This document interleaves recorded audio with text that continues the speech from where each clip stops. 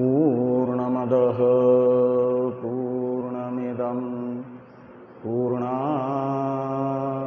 पूर्णमुदच्यते पूर्णस्य पूर्णमादाय पूर्णमेवावशिष्यते। ॐ शान्ति शान्ति शान्तिः। शङ्करं शङ्कराचार्यं केशवं बादरायणं सूत्रभाष्य कृतो वन्दे भगवन्तो पुनः पुनः। ईश्वरो गुरुरात्मेति मूर्तिभेदविभागिने व्योमवद्व्याप्तदेहाय दक्षिणामूर्तये नमः। ॐ शान्ति शान्ति शान्तिः। ब्रह्म सूत्र के प्रथम अध्याय के तृतीय पाद के चतुर्थ अधिकरण का नाम है इक्षति कर्माधिकरण। इस अधिकरण का विचार हम लोगों को करना है। इस अधिकरण का विषय वाक्य है प्रश्नोपनिषद का पंचम प्रश्नात्मक जो पंचम प्रकरण है उसमें आया हुआ वाक्य। यह पुनरेतम त्रिमात्रेण ओमिति एतेनैव अक्षरेण परम पुरुषम अभिध्यायेत। ये जो वाक्य है इसे यह वाक्य बता रहा है कि त्रिमात्र ओंकार का परम पुरुष के रूप में जो ध्यान करता है उसे क्या फल मिलेगा। तो इस वाक्यस्थ जो पर पुरुष है उसका क्या अर्थ है। पर पुरुष शब्द से कार्य ब्रह्म जो हिरण्यगर्भ है उसका ग्रहण किया जाए या पर पुरुष शब्द से परमेश्वर का ग्रहण किया जाए, ऐसा संशय होता है। पर पुरुष पदार्थ के विषय में ये संशय हुआ। और पर पुरुष ये शब्द कहाँ पर है। ओंकार की उपासना का विधान करने वाला जो वाक्य प्रश्नोपनिषद के पंचम प्रकरण में आया हुआ उसमें पर पुरुष शब्द का प्रयोग हुआ है। और उस वाक्य में प्रयुक्त पर पुरुष पदार्थ उपासना के प्रति कर्म है यानी उपास्य है। तो जो पर पुरुष पदार्थ होगा वह उपास्य होगा, उसकी उपासना करने के लिए बताया जाएगा। तो उपास्य कार्य ब्रह्म यदि निश्चित होगा पर पुरुष शब्द का अर्थ, तो कार्य ब्रह्म की उपासना का विधान करने वाला ये वाक्य है, ये माना जाएगा। और यदि पर पुरुष शब्द का अर्थ परमात्मा निश्चित होता है तो माना जाएगा पर पुरुष शब्द के अर्थभूत पर ब्रह्म को उपासना का कर्म बताया जा रहा है, उपास्य बताया जा रहा है, उसकी उपासना की जाएगी। ये अर्थ निकलेगा ना। इसलिए पर पुरुष पद का अर्थ निर्धारित करना जरूरी है। तो इसी पर पुरुष पदार्थ के विषय में अधिकरण सार के प्रथम श्लोक के पूर्वार्ध में संशय बताया गया कि त्रिमात्र प्रणवे ध्येयम परम ब्रह्म त्रिमात्र प्रणवे ध्येयम, जो पर पुरुष शब्द से त्रिमात्र ओंकार में यानी समस्त ओंकार में उपास्य बताया है, जिस पर पुरुष पदार्थ को, वह क्या अपर ब्रह्म है, ध्येयम और अपरम ऐसा निकालना। तो अपर ब्रह्म है, अपर ब्रह्म की उपासना करने के लिए बताया जा रहा है क्या? एक कोटि। दूसरी कोटि होगी वा यानी अथवा त्रिमात्र प्रणवे ध्येयम परम ब्रह्म। तो पर ब्रह्म की उपासना बताई जा रही है क्या? ये एक द्वितीय कोटि हुई।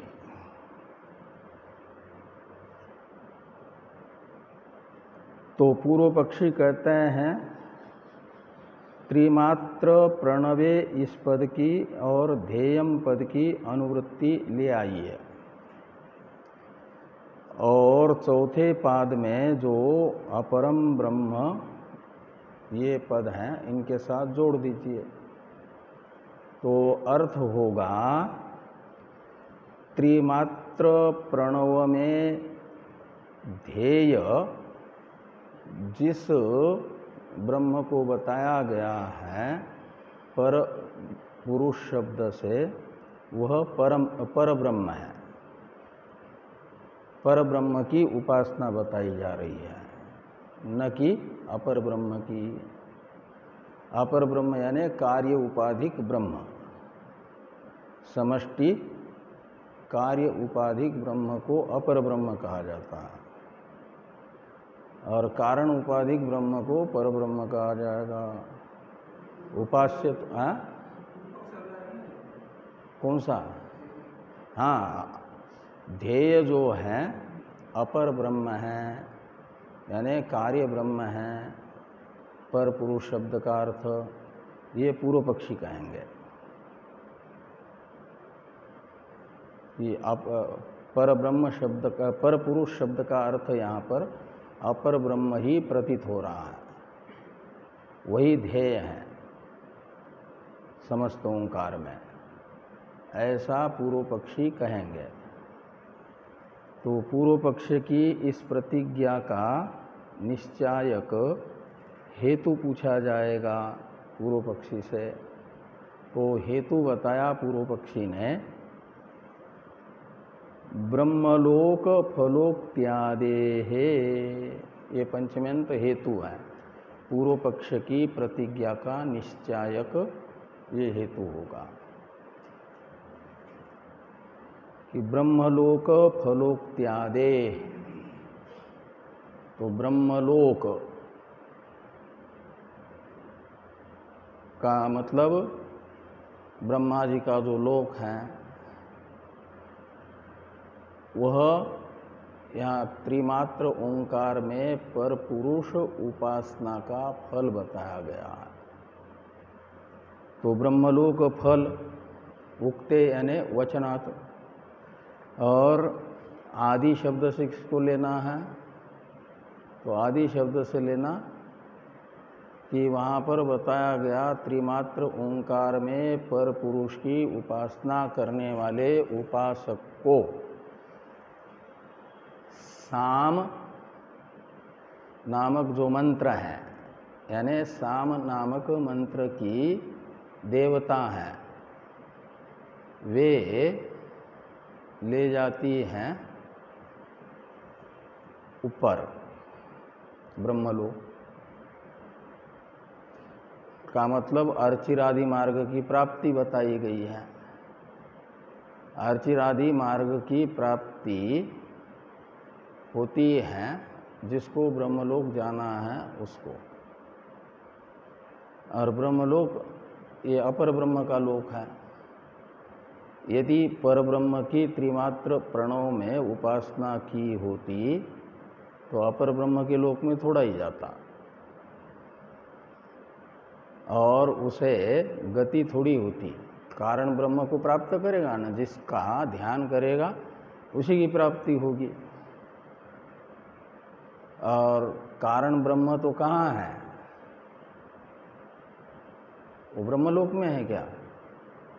कारण तो कार्य मात्र में अनुसूत है, व्यापक है, तो उसे प्राप्त करने के लिए कहीं जाने की जरूरत है क्या?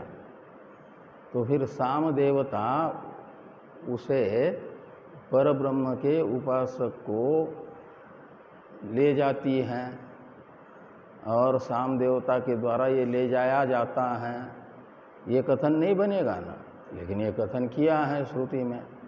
इससे निश्चित होता है कि जो त्रिमात्र ओंकार में ध्येय पर पुरुष है वह परिच्छिन्न है। परिच्छिन्न होता है कार्य,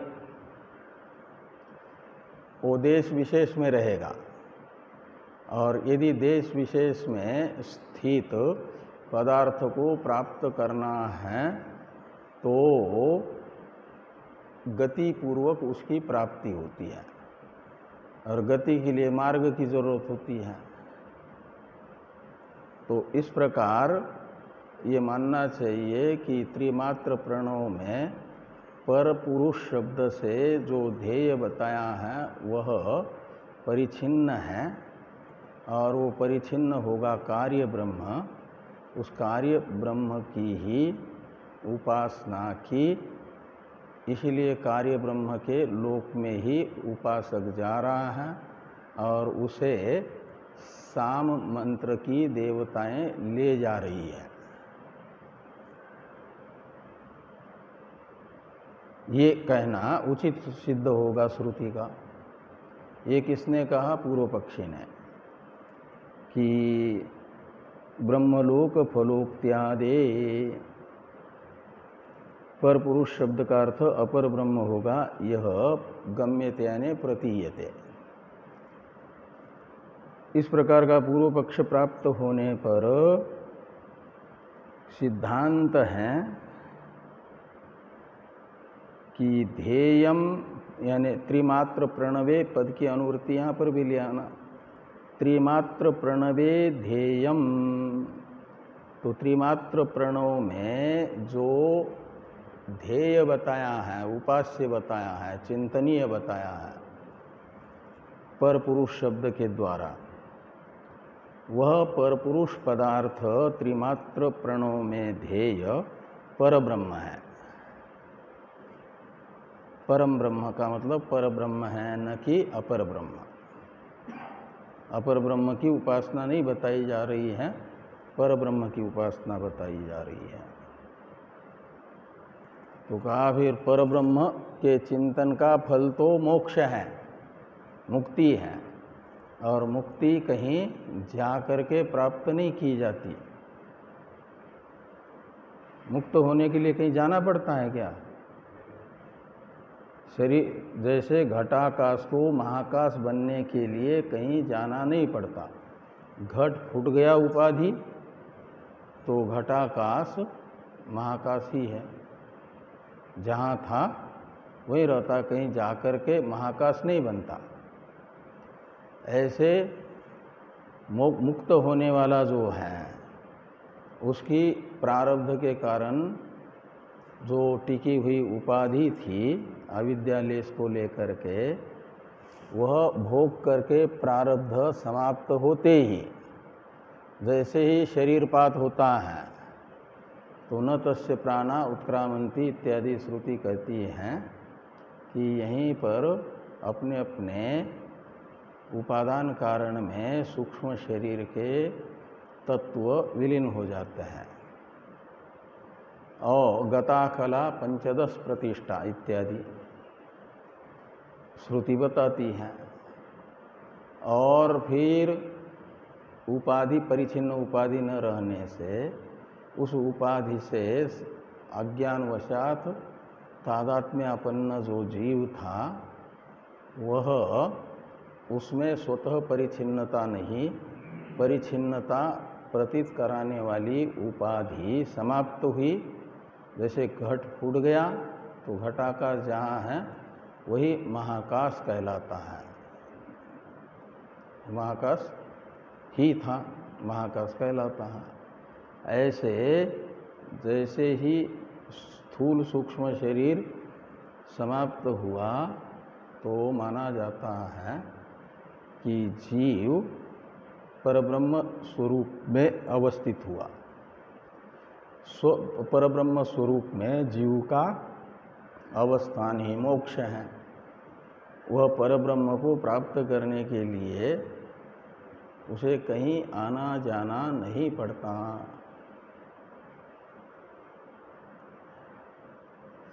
तो ये कहा कि त्रिमात्र प्रणवे यद्धेयं परपुरुष शब्देन उक्तम तत् परम ब्रह्मैव, ऐसा लगाना। ये सिद्धांत की प्रतिज्ञा होगी।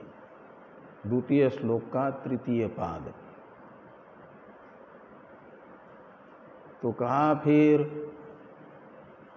ये जो है परब्रह्म की प्राप्ति तो मुक्ति कहलाती है, और मुक्त होने के लिए ब्रह्मलोक जाने की क्या जरूरत है? ब्रह्मलोक की प्राप्ति बताई गई है त्रिमात्र प्रणव में पर पुरुष का ध्यान करने वाले को साम देवता ब्रह्मलोक ले जाती है करके कहा है। इस शास्त्र का क्या होगा? तो कहते हैं क्रम मुक्ति ही फलिष्यति। तो क्रम मुक्ति को बता, यहाँ यह उपासना क्रम मुक्ति रूप फल दिलाने वाली है। उपासना का फल तो मुक्ति ही है, लेकिन मुक्ति होती है दो प्रकार की, एक सद्यो मुक्ति और दूसरी क्रम मुक्ति। तो परब्रह्म की त्रिमात्र प्रणव में उपासना का फल होगा क्रम मुक्ति। क्रम मुक्ति, सद्यो मुक्ति वो होती है निर्विशेष का अहम ब्रह्मास्मि ऐसा यहीं रहते रहते साक्षात्कार हो जाए, तब ब्राह्मी स्थिति प्राप्त हो जाए। तो ब्रह्म साक्षात्कार का फल है सद्यो मुक्ति। ब्रह्मज्ञानी का शरीर छूटते ही उसे कहीं ब्रह्मलोक में भी बीच में जन्म लेने की जरूरत नहीं है। यही शरीर छूटते ही मोक्ष, वो सद्यो मुक्ति है। तो ये क्रम मुक्ति रूप फल वाली उपासना सिद्ध हो जाएगी परब्रह्म की त्रिमात्र प्रणव में। इसके लिए जरूरी नहीं है कि पर पुरुष का ध्यान कर ले। तो क्या ना, पर पुरुष शब्द का अर्थ अपर ब्रह्म करने की जरूरत नहीं, पर ब्रह्म ही होगा। और परब्रह्म उपासक भी ब्रह्मलोक जा कर के उसका एक जन्म होगा, उस जन्म में उसे ब्रह्म साक्षात्कार होगा और फिर ब्रह्मा जी के साथ उसकी मुक्ति सुनिश्चित है।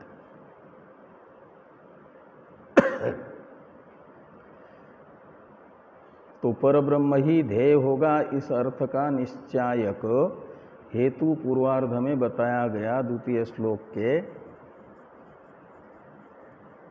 तो जीव घनात् परः ईक्षितव्यः, ऊपर से जोड़ देना उक्त, यह उक्त।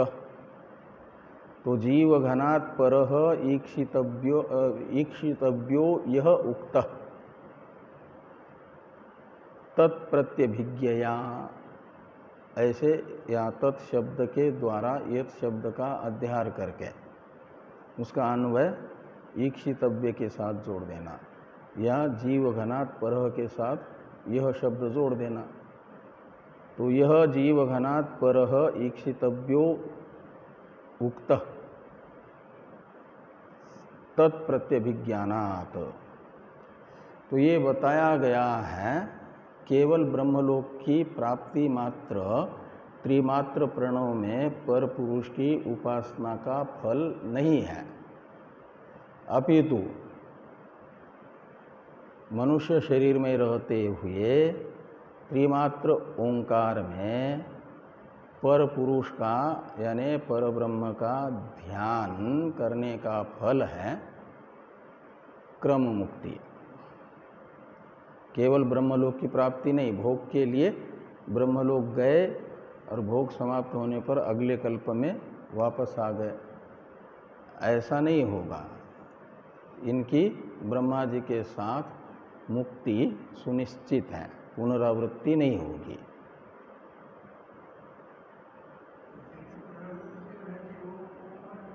क्या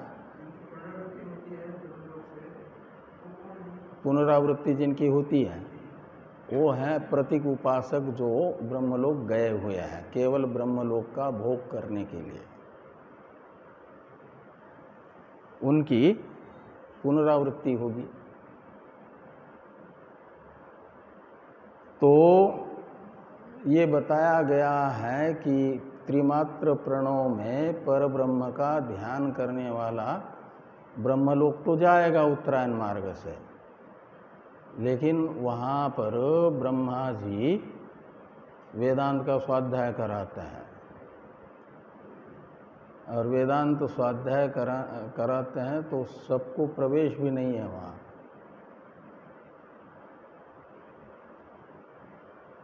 IIT में सबको, जो कोई भी जाएगा उसको प्रवेश मिलता है क्या? कि अर्हता देखते हैं? हाँ, अर्हता देखेंगे ना, फिर प्रवेश दिया जाएगा। जिस विभाग में वो प्रवेश लेना चाहता है उस विभाग, उस विषय की परीक्षा ली जाएगी, उसके अर्हता है तो प्रवेश दिया जाएगा, और अर्हता नहीं है, योग्यता नहीं है तो उसे कहा जाएगा कि आप अर्ह नहीं हो, रोका जाएगा प्रवेश से। ऐसे ही यहाँ पर क्या होगा कि ब्रह्मलोक में उपासक तो सब गए, पर ब्रह्म के उपासक, अपर ब्रह्म के उपासक, लेकिन ब्रह्मा जी के स्वाध्याय में प्रस्थान त्रयी के ब्रह्मा जी सबको नहीं बैठने देते, उठा देते हैं। यदि ज़बरदस्ती बैठ भी लेता है तो उनके जो गेट कीपर हैं अंदर प्रवेश ही नहीं करने देते। और यदि गए तो कौन बाउंसर कहा जाता है, क्या कहा जाता है? सिक्योरिटी जो होती है बाउंसर ही कहते हैं, उनसे उठा करके ज़बरदस्ती बाहर फेंका जाता है। और वहाँ उनको ब्रह्मा जी से निर्विशेष का साक्षात्कार होता है, पर ब्रह्म का साक्षात्कार होता है। ऐसा एक वाक्य उसी त्रिमात्र ओंकार में पर पुरुष का ध्यान करने का विधान करने वाले प्रकरण में आया है। प्रश्न उपनिषद में पंचम प्रकरण के उत्तर के समय कि स तत्र स एतस्मात् जीवघनात् परात् परम पुरुषम ईक्षते, परात् परम पुरुषयम पुरुषम ईक्षते, ऐसा एक वाक्य आता है। स एतस्मात् जीवघनात् परात् परम पुरुषयम पुरुषम ईक्षते, ऐसा एक वाक्य आता है वहाँ पर। इसमें स शब्द का अर्थ होता है मनुष्य शरीर में रहते रहते जिसने त्रिमात्र ओंकार में पर पुरुष का ध्यान किया, वह क्या करता है? तो कहते हैं ये तस्मात् जीव घनात्। तो ये जो जीव घन है, जीव घन कहा जाता है हिरण्यगर्भ को, कार्य ब्रह्म को, वो जीव घन है। तो ये तस्मात् जीव घनात् का अर्थ है ब्रह्मलोक के अधिपति जो ब्रह्मा जी, ब्रह्मा जी कहो या हिरण्यगर्भ कहो या जीव घन कहो, ये शब्द एक ही अर्थ के परामर्शक है, बोधक है। और जीव घनात् का विशेषण है परात्, तो जीव घन भी पर है, लेकिन किसकी अपेक्षा? वेष्टि जीवों की अपेक्षा। हम लोगों की अपेक्षा कार्य ब्रह्म जो ब्रह्मा जी हैं वह पर है कि नहीं? पर यानी श्रेष्ठ, उत्कृष्ट, सूक्ष्म। तो वेष्टि जीव की अपेक्षा पर हैं जीव घन शब्दित हिरण्यगर्भ भी, कार्य ब्रह्म भी। इसलिए कार्य ब्रह्म का भी विशेषण है वहाँ पर परात, जीव घनात्। परात ये पंचमी है ना, वो जीव घनात् का विशेषण है। तो पर जो जीव घन है उससे जो पर, हाँ, जीव घन पर, परात ये पंचम्यंत जो है वह विशेषण है जीव घनात् का। क्या? किसका? हिरण्यगर्भ बताया ना, तो हिरण्यगर्भ का विशेषण है परात। परात का मतलब ये भोजन वाली थाली नहीं, आपकी भाषा में उसको परात कहते हैं,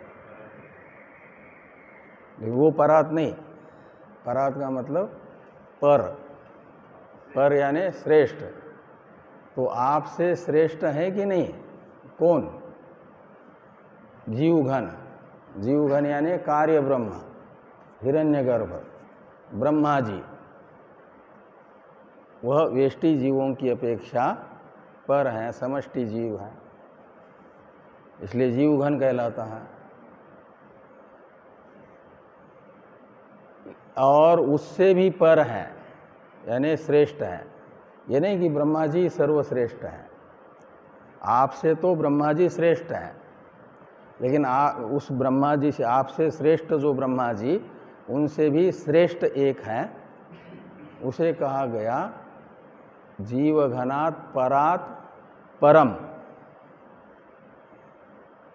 पुरुषम और पुरीसयम। पुरीसयम का अर्थ है इस शरीर में रहने वाला, अंतर्यामी के रूप में, सब शरीर में जो रहता है। आपके शरीर में है कि नहीं? हाँ, जीवघन नहीं, तीनों, आप भी, जीवघन भी और परब्रह्म भी। परब्रह्म आपके शरीर में है? हाँ, कैसे है? कौन बताता है?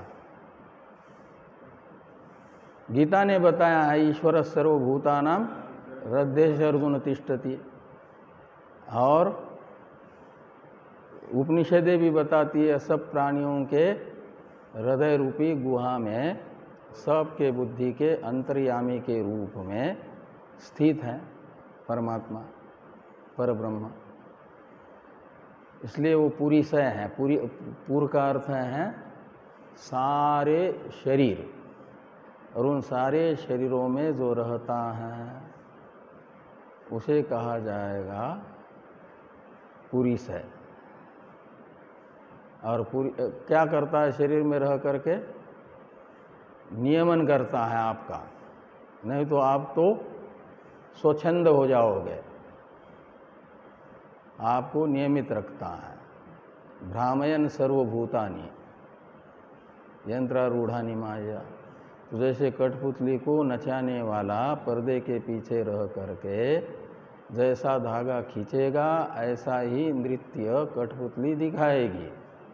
ऐसे आप जैसा चाहते हो ऐसा नहीं कर सकते, जैसा वो कराता है माया से, यानी आपके पूर्व संस्कार से। माया है वहाँ पर आपका अपना पूर्व संस्कार, जिसको स्वभाव कहा जाता है, प्रकृति भी कहा जाता है। कहते हैं मेरी प्रकृति ही ऐसी है। प्रकृति यानी स्वभाव, संस्कार। तो आपके पूर्व संस्कार जो इस जन्म में उद्भूत हुए हैं, उनके अनुसार वह परमात्मा आपसे कराते हैं। आप जो चाहते हैं वो नहीं होता। आप तो चाहते हैं कि हमेशा अद्वैत स्थिति बनी रहे। जैसे चांगदेव जी की थी, ऐसी स्थिति चाहते हो कि नहीं? समाधि में ही बना रहे। लेकिन क्या ध्यान लग सकता है? संस्कार पहले के नहीं हैं। यदि पहले जन्मों में भी ध्यान करते करते आए होते तो इस जन्म में भी ध्यान हो जाता,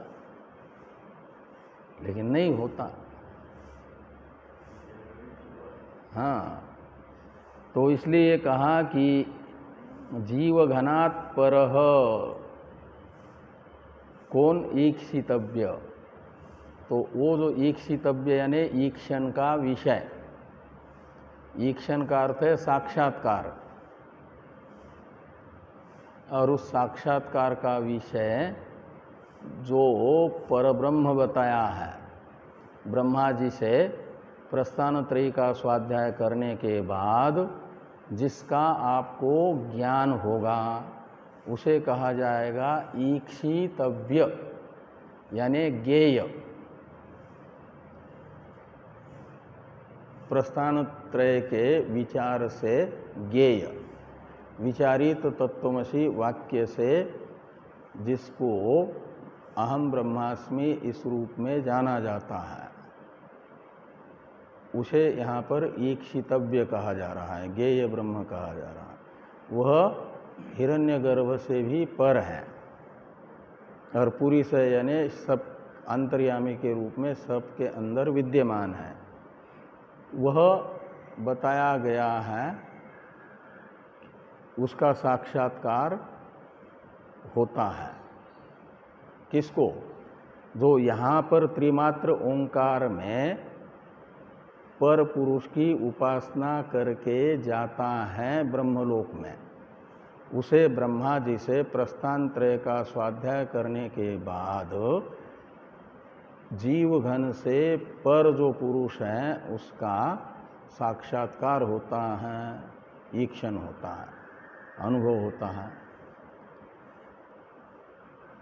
तो वहाँ ब्रह्म का, जिस ब्रह्म का ज्ञान प्राप्त कर रहा है, मानना चाहिए उसी ब्रह्म का यहाँ त्रिमात्र प्रणव में मनुष्य जीवन में रहते हुए ध्यान किया था। नहीं तो ऐसा नहीं होगा कि ध्यान किया गणेश जी का और दर्शन हुआ किसका? शंकर जी का। ये हो सकता है क्या? जिसका ध्यान करोगे उन्हीं का दर्शन होगा। ध्यान यदि जगन्नाथ जी का होगा तो दर्शन भी जगन्नाथ जी का ही होगा। ध्यान बद्रीनाथ का होगा तो दर्शन भी बद्रीनाथ का ही होगा।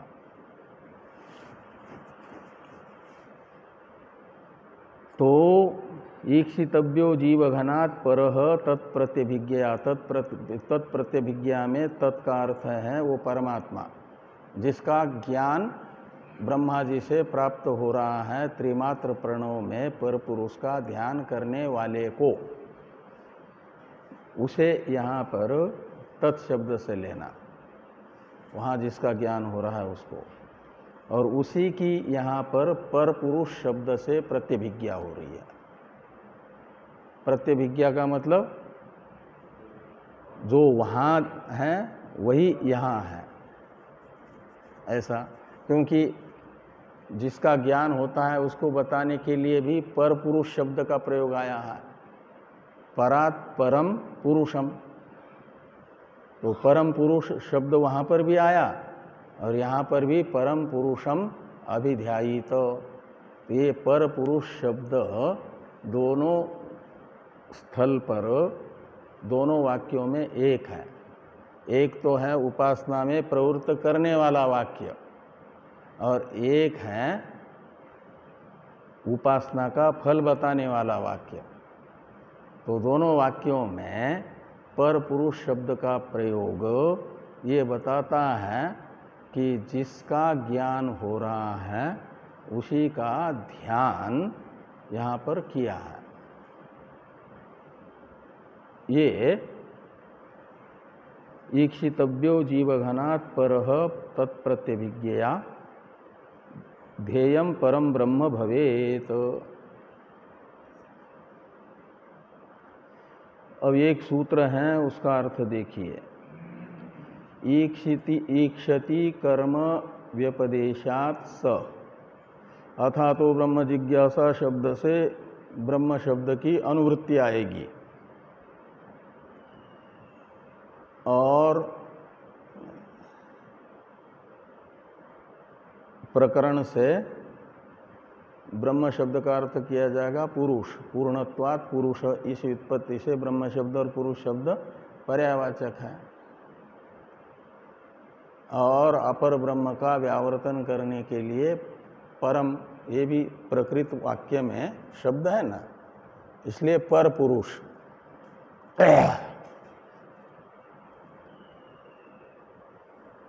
ये अर्थ निकलेगा। स शब्द का अर्थ निकलेगा पर पुरुष।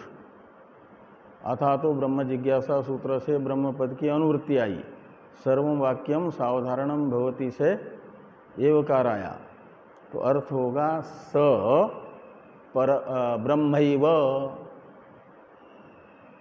तो स यानी वो पर पुरुष, जो त्रिमात्र ओंकार में ध्येय को बताने वाला पद है पर पुरुष, उसका अर्थ ब्रह्म ही है, यानी पर ब्रह्म ही है। क्यों? तो कहते ईक्षति कर्म व्यपदेशात्, कहते हैं वहाँ ब्रह्मलोक में त्रिमात्र प्रणव में पर पुरुष की उपासना करने वाला जो उपासक, उसके साक्षात्कार का कर्म, तो ज्ञान का कर्म कौन होता है? ज्ञेय, विषय। इसलिए ईक्षति कर्म शब्द का अर्थ निकलेगा ज्ञेय। ईक्षण का अर्थ है, ईक्षति शब्द का अर्थ निकलेगा ईक्षण, और ईक्षण यानी अहम ब्रह्मास्मि ज्ञान, और उसका कर्म यानी विषय। तो ज्ञान के विषय का दूसरा नाम है ज्ञेय। तो इसलिए ईक्षति कर्म शब्द का अर्थ निकलेगा ज्ञेय, और व्यपदेश शब्द का अर्थ है कथनात्। व्यपदेशात् यानी कथनात्। तो ज्ञेयत्वेन रूपेण पर पुरुष का कथन होने से स एतस्मात् जीवघनात् परात् परम पुरुषयम पुरुषम ईक्षते, इस वाक्य में पर पुरुषय पर पुरुष शब्द से पर ब्रह्म का ही कथन होने से, ज्ञेय ब्रह्म का कथन होने से, इसलिए मानना चाहिए जिसका ज्ञान वहाँ हो रहा है उसका यहाँ ध्यान किया है। अब दहर अधिकरण है। दहर अधिकरण में है 8 सूत्र। इन सूत्रों का तथा अधिकरण सार के दोनों श्लोकों का पहले उच्चारण कर लें। दहर उत्तरेभ्य गति शब्दाभ्याम तथा ही दृष्टम लिंगंच धृतेश्च महिम्नो अस्यास्मिन् उपलब्धे प्रसिद्धेश्च इतर परामर्शात् स इति चेन्ना संभवात्। उत्तरात् चेद आविर्भूत स्वरूपस्तु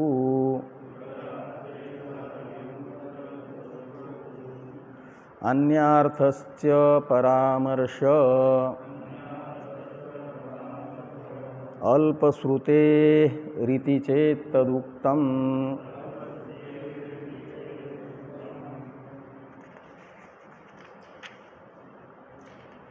दहर को वियजीवो ब्रह्मवाकाश शब्दतः वियत् स्यादथवाल्पत्व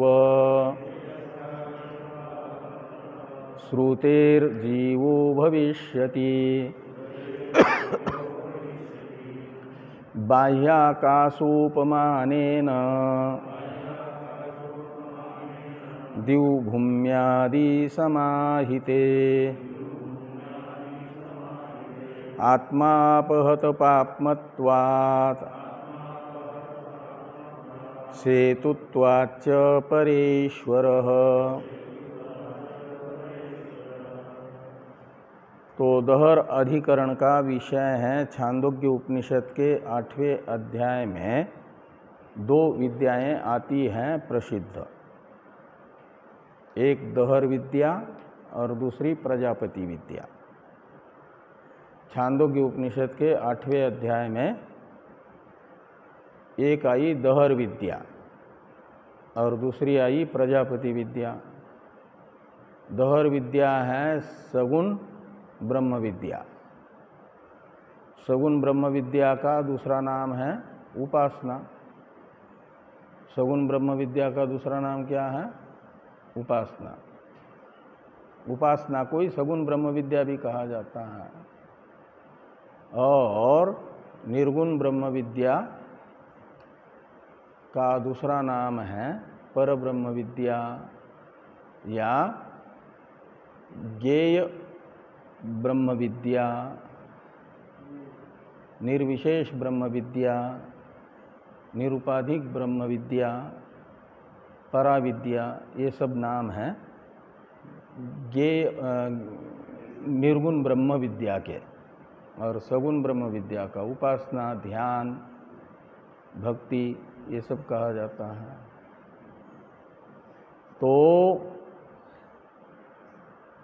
दहर विद्या ये सगुण ब्रह्म विद्या है और प्रजापति विद्या निर्गुण ब्रह्म विद्या है। तो दहर विद्या है 6 खंडों में, शुरू में 1 से 6 खंड जो छांदोग्य उपनिषद के 8वें अध्याय के हैं, वो दहर विद्या के प्रतिपादक है। इसलिए 6 खंडों का एक प्रकरण हुआ, उसमें प्रतिपाद्य हुई दहर विद्या। और 7वें खंड से 12वें खंड तक प्रजापति विद्या आती है 6 खंडों में। और फिर आगे थोड़ा एक और विद्या आती है संक्षेप में, और फिर ये छांदोग्य उपनिषद का उपसंहार आता है। इस प्रकार पूरा 8वां अध्याय है। तो दहर विद्या का जो प्रथम वाक्य है, प्रथम खंड का प्रथम वाक्य,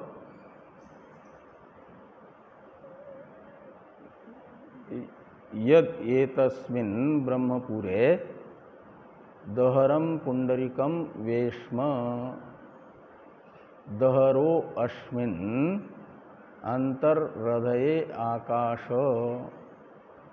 तस्मिन् यत् तद अन्वेष्टव्यम तद वाव जिज्ञासितव्यम।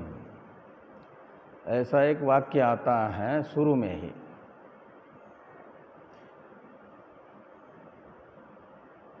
छांदोग्य उपनिषद के 8वें अध्याय के पहले खंड का प्रथम वाक्य है। उसमें बताया गया कि ये जो शरीर है आपका, इसका एक नाम है शरीर का क्या? ब्रह्मपुर। ब्रह्मपुर नाम वाला ये शरीर है। और इस ब्रह्मपुर नामक शरीर में एक पुर शब्द तो नगर को बताता है ना, पुर यानी नगर। हाँ, वैसे श्री रामपुर है एक उत्तर प्रदेश में, महाराष्ट्र में भी है रामपुर, महाराष्ट्र में वहाँ भी श्री रामपुर है। हाँ, तो रामपुर कहो, कई एक पुर होते हैं, एक ब्रह्मपुर भी है उड़ीसा में, ब्रह्मपुर है ना। तो पूर्ण शब्द जुड़ा हुआ तो कई एक है, नागपुर है, कानपुर, नागपुर, ऐसे कई ये हैं। तो ये है ब्रह्मपुर। तो पूर्व शब्द का अर्थ होता है ऐसा नगर, और इस शरीर को कहा गया ब्रह्मपुर। क्या मतलब? ब्रह्म का नगर। इस नगर का राजा है ब्रह्म। तो राजा नगर के बीचों बीच में, राजधानी में बीचों बीच में एक राजमहल होता है ना, उसमें रहते हैं। जैसे दिल्ली का राष्ट्रपति भवन है, एक कोने में है क्या? बीचों बीच में है। ऐसे ही एक इस शरीर रूपी नगर में शरीर का जो राजा है ब्रह्म, उसका एक महल है। वेश्म शब्द का अर्थ होता है महल। और वो कैसा है? तो नक्शा तो अलग अलग आकार का होता है ना। आजकल तो आर्किटेक्ट बहुत अच्छे अच्छे मकानों के नक्शे बनाते हैं। तो ब्रह्मरूपी राजा का जो महल है इस शरीर रूपी नगर में, उसका नक्शा है कमल के आकार का। इसलिए वेश्म का विशेषण है पुंडरीकम वेश्म। पुंडरीक कहा जाता है कमल को। तो पुंडरीकम वेश्म का अर्थ हुआ कमलाकार महल, कमल के आकार का एक महल है। और कहते हैं वो महल कितना लंबा चौड़ा है ब्रह्म का? तो बहुत बड़ा नहीं है। दहरम पुंडरीकम वेश्म। तो वेश्म का एक विशेषण हुआ पुंडरीकम, दूसरा हुआ दहरम। दहर का अर्थ है अल्प। दहर शब्द का पर्यायवाचक है अल्प। अल्प समझते हैं ना? तो एक अल्प सा कमल के आकार का महल है इस शरीर रूपी नगर में। और उस महल के अंदर अवकाश है। कहते हैं तस्मिन दहरो अस्मिन पुंडरीकम वेश्म, और तस्मिन यद अंतर आकाश।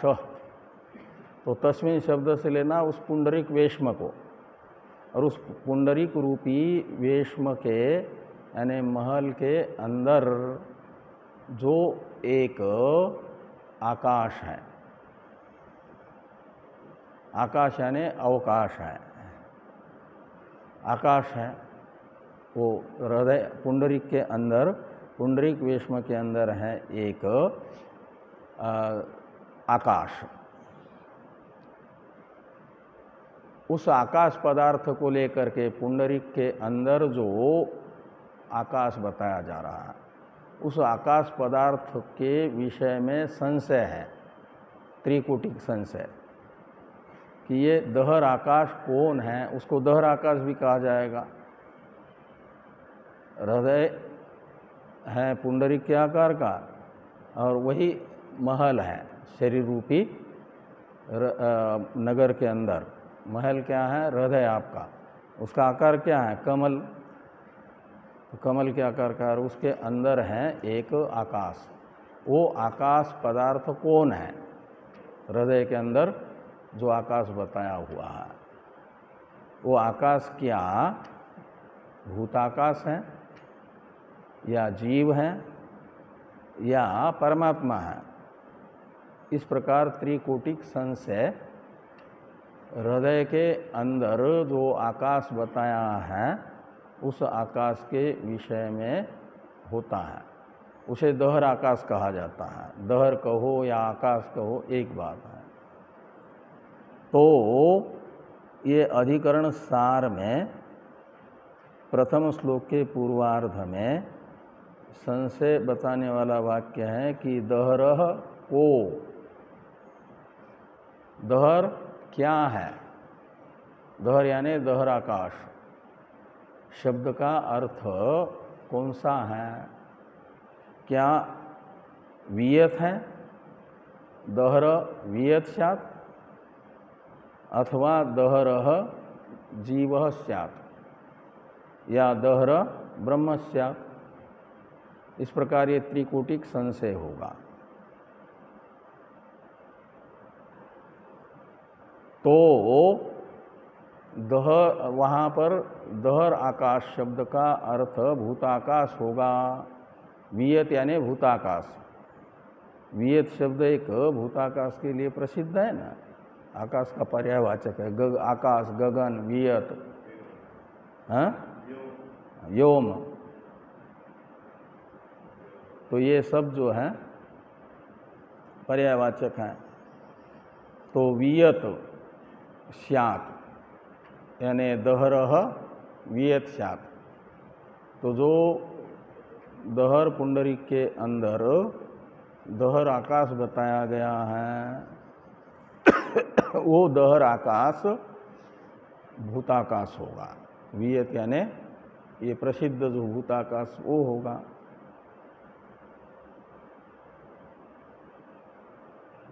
ये क्यों? तो कहते हैं इसलिए कि आकाश शब्दतः, आकाश शब्द की लोक में प्रसिद्धि भूताकाश के लिए है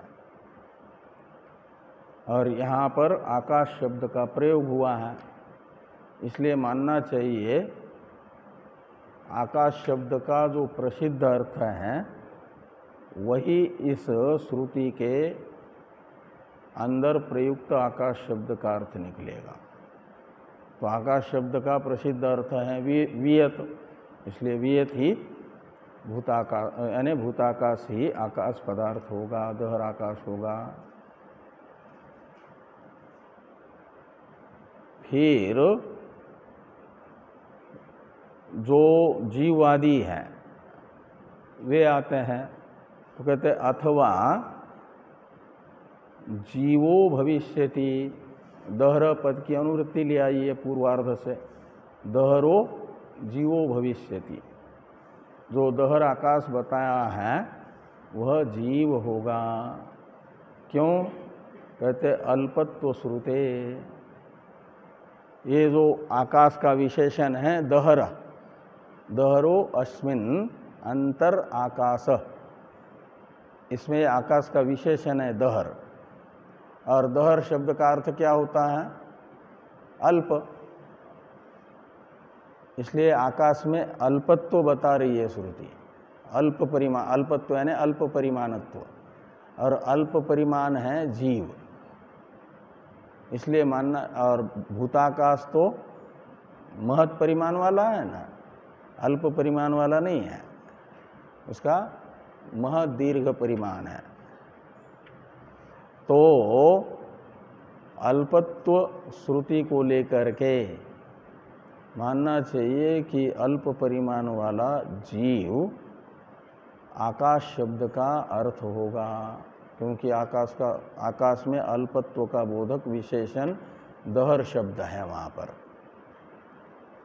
इस प्रकार ये दो पूर्व पक्षी हैं। तब सिद्धांत बताया जा रहा है।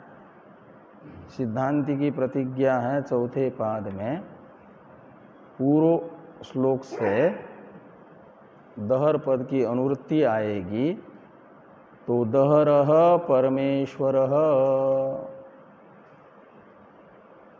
तो जो दहरो अस्मिन् अंतर आकाश, इस वाक्य में जो दहर आकाश बताया गया है वह दहर आकाश परमेश्वर है,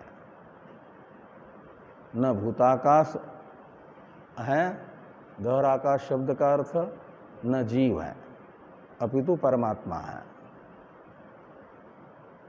क्यों परमेश्वर ही अर्थ निकलेगा? इसके लिए सिद्धांती 5 हेतु बताते हैं।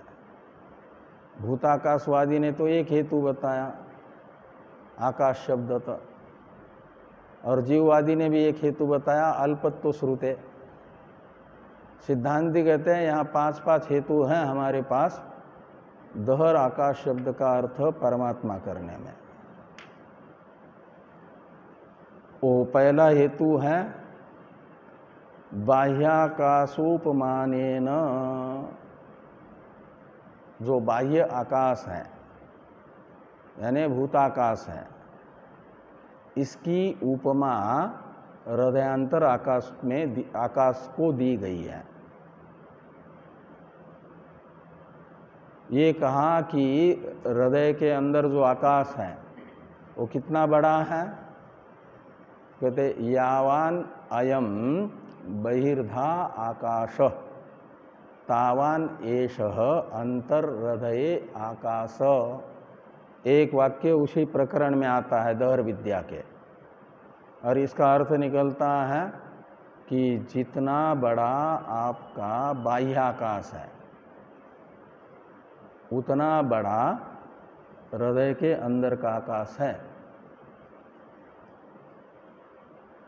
तो बाह्य आकाश में ही यह आप से बाहर प्रतीत होने वाले जो पृथ्वी से लेकर के दिवलोक पर्यंत का संसार है, लोक है, ये अवस्थित है कि नहीं? वो सारे के सारे हृदयांतर आकाश में विद्यमान है। ये बताने वाला एक वाक्य आता है वहाँ पर कि द्यावा पृथ्वीभ्यो अस्मिन् अंतः अवतिष्ठते, ऐसा आता है। यानी द्यावा पृथ्वी का अर्थ हुआ, द्यावा का मतलब दिवलोक और पृथ्वी, और इन दोनों के बीच वाला अंतरिक्ष भी आ गया। तो ये सब का सब इस हृदय अंतर आकाश में अवस्थित है। इसलिए कहा जाता है यत् पिंडे तद ब्रह्मांडे, आपके पिंड के अंदर जो है वही ब्रह्मांड में है और कुछ बाहर नहीं है दूसरी वस्तु, आपके अंदर जो है वही है। तो उस दहर आकाश के अंदर पृथ्वी लोक से लेकर के दिवलोक पर्यंत का पूरा संसार अवस्थित बताया है। इसलिए वह अल्प नहीं है उतना, दहर श्रुति जैसा प्रयोग करके समझ रहे हो, वो तो औपाधिक अल्पत्व उपासना के लिए बताया है, नहीं तो स्वतः वो ऐसा है कि समस्त जगत का अधिष्ठान है ना। ये सारा संसार तो उसका पादोस्य सर्वाभूतानि, ये सारे के सारे जो संसार अंतःपाती कार्य है और कारण है, ये उसका एक कल्पित अंश है। और त्रिपादश्यामृतं दिवि, और 3 अंश को तो प्रकृति तथा प्राकृत जगत ने अभी तक स्पर्श ही नहीं किया और कभी उसके स्पर्श करने की संभावना भी नहीं है। प्रकृति बढ़ती जाएगी तो फिर वो त्रिपाद में भी प्रवेश करेगी कि नहीं करेगी?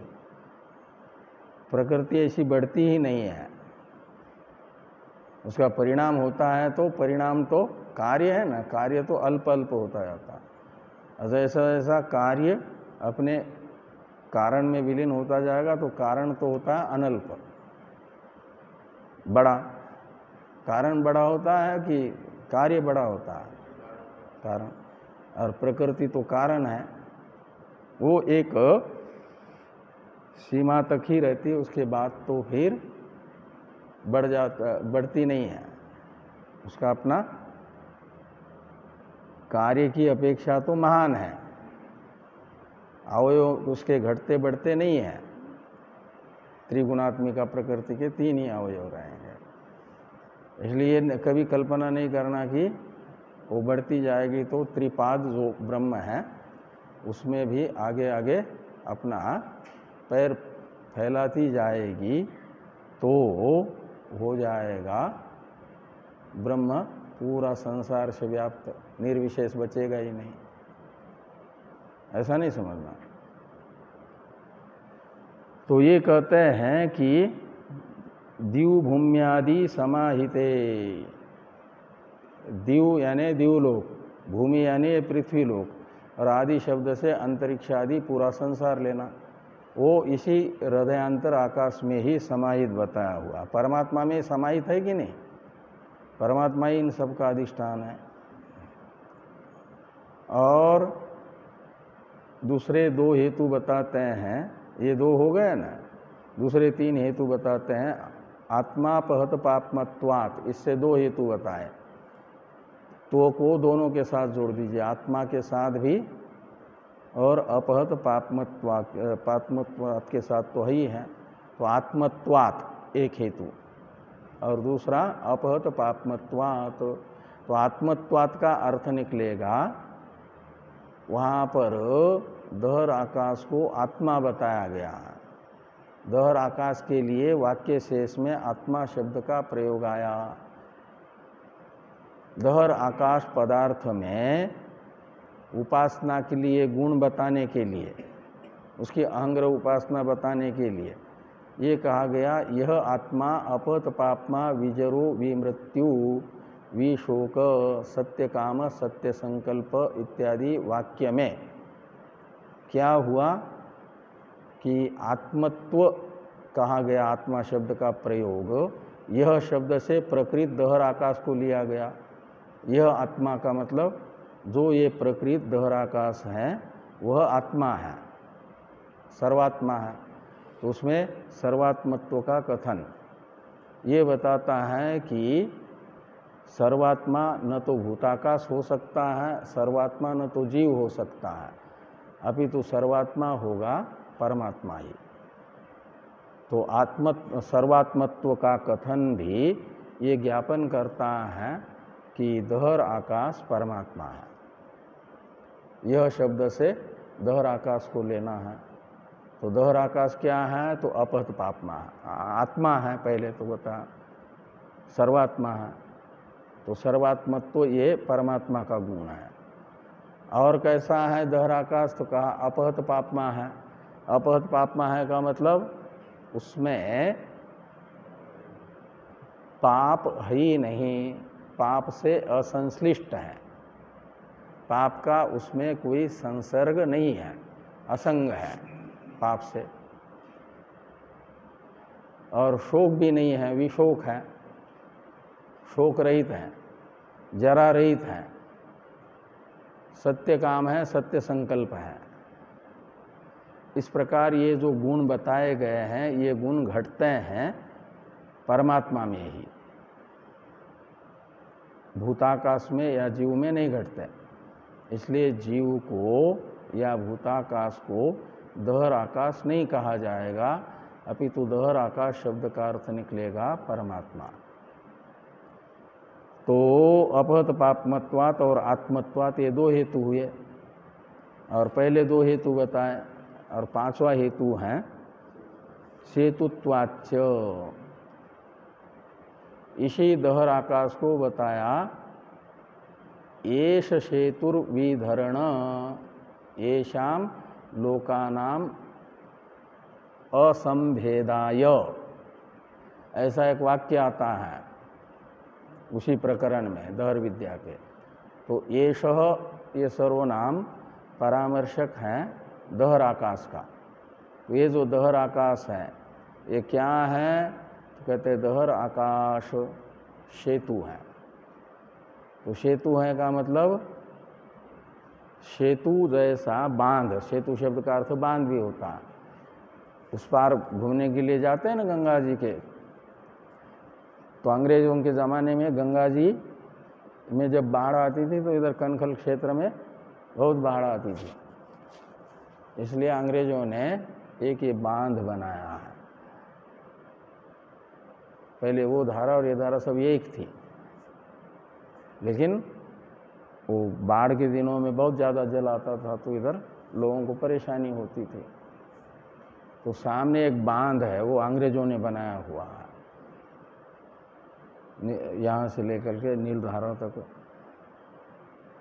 और जब बाढ़ आती है तो जल उस बांध से उधर ही उधर रहता है, इधर फैलने नहीं देता। तो बाढ़ के जल को मर्यादित रखता है ना कौन? ये बांध, सेतु। तो लौकिक सेतु जैसे जल को अपनी मर्यादा में रखता है, मर्यादा का उल्लंघन नहीं करने देता। ऐसे यह दहर आकाश भी सेतु के तरह सेतु है, का मतलब मर्यादित रखने वाला है, मर्यादा का उल्लंघन नहीं करने देने वाला है। तो कौन है जो मर्यादा का उल्लंघन करते हैं? तो कहते हैं येषाम लोकानाम असंभेदाय। तो संभेद तो होता है मर्यादा का उल्लंघन, और असंभेद का अर्थ निकलेगा मर्यादा का उल्लंघना भाव। कौन? येषाम लोकानाम, यानी ये जो इस संसार के प्राणी हैं वे अपनी अपनी मर्यादा में रहे, मर्यादा का अतिक्रमण न करें, इसके लिए परमात्मा संसार को मर्यादित रखने के लिए सेतु के तरह सेतु है। ये है सेतुत्व परमात्मा में कहा गया। ये सेतुत्व धर्म भूताकाश में, भूताकाश संसार को अपनी मर्यादा में नहीं रख सकता क्योंकि जड़ है, और जीव भी चेतन तो है लेकिन अल्पज्ञ अल्पशक्ति होने से संसार को अपनी मर्यादा में नहीं रख सकता। तो फिर रखेगा कौन? तीसरा जो परमात्मा है वही, वो सर्वज्ञ है, सर्वशक्तिमान है। कोई यदि मर्यादा का उल्लंघन करेगा तो हर एक को दंड देने का सामर्थ्य परमेश्वर में है, और जीव यदि दंडित करेगा तो दादा टाइप के लोग होंगे, तो वो फिर उसको अपनी दादागिरी दिखाएंगे। लेकिन परमेश्वर को दादागिरी दिखाने वाले कोई है क्या? परमेश्वर को कोई दादागिरी नहीं दिखा सकता। परमेश्वर के सामने किसी की दादागिरी नहीं चलती, इसलिए वही एक है, सबको अपनी मर्यादा में रख सकता है। तो सेतुत्वाच्य परेश्वर, इस प्रकार ये अधिकरण सार का विचार संपन्न हो जाता है। सूत्रों की चर्चा सायंकालीन सत्र में करते हैं। ओम पूर्णमदः पूर्णमिदं पूर्णात् पूर्णमुदच्यते पूर्णस्य पूर्णमादाय पूर्णमेवावशिष्यते। ओम शांति शांति शांति।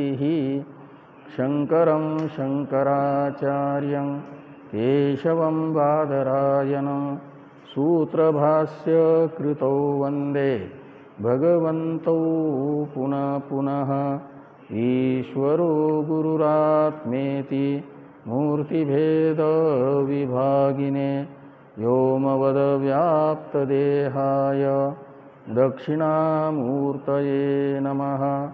ओम शांति शांति शांति।